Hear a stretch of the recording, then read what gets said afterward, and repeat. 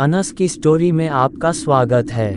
आज फिर हम एक नई कहानी लेकर आपके सामने उपस्थित हैं। दोस्तों, वीडियो स्टार्ट करने से पहले मैं आपसे एक बात कहना चाहता हूँ। अगर ये वीडियो आप तक पहुँच गई हैं, तो प्लीज़ आप चैनल को सब्सक्राइब करें और मुझे अपना छोटा भाई समझकर सपोर्ट करें, क्योंकि आपके सब्सक्राइब करने से हमें मोटिवेशन मिलता है और वीडियो बनाने में भी अच्छा लगता है। तो प्लीज़ आप लोग मुझे सपोर्ट करें। तो चलिए शुरू करते हैं आज की कहानी। मंजुलिका, एक भयानक हॉरर स्टोरी। पहाड़ों की गोद में बसा एक छोटा सा गांव था जिसका नाम था चंद्रपुर। इस गांव के लोगों के दिलों में एक अजीब सा डर बसा हुआ था। डर था मंजुलिका नामक एक भयानक आत्मा का। कहा जाता था कि मंजुलिका एक खूबसूरत लड़की थी जिसकी हत्या उसके प्रेमी ने कर दी थी। उसके बाद से उसकी आत्मा गांव में भटकती रहती थी और लोगों को डराती थी। रात के सन्नाटे में मंजुलिका की चीखें अब भी हवाओं में गूंजती हैं। हर कदम पर उसकी आत्मा का खौफ महसूस होता है। उस पुराने महल में जहां मंजुलिका का प्रेमी उसे धोखे से मार गया था, अब उसकी आत्मा हर रात अपने बदले की आग में जलती है। गांव के लोग कहते हैं, जो भी उस महल के पास जाता है, मंजुलिका की डरावनी छाया उसका पीछा करती है।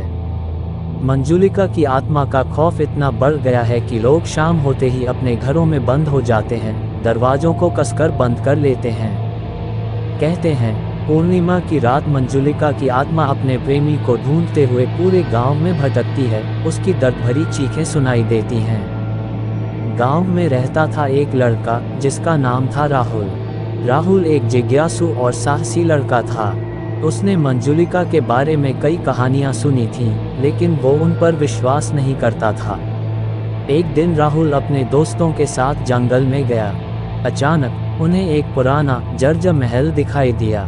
राहुल के दोस्त डर गए और वापस लौटने लगे, लेकिन राहुल अपने अंदर सच जानने की इच्छा को शांत नहीं कर पाया। वो महल के अंदर चला गया। महल के अंदर राहुल को अजीब सी चीजें दिखाई देने लगीं।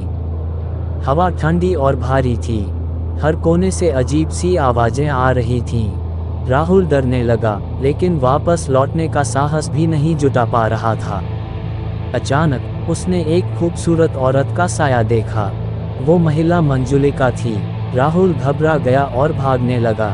मंजुलिका ने उसका पीछा किया। राहुल भागते हुए जंगल में खो गया।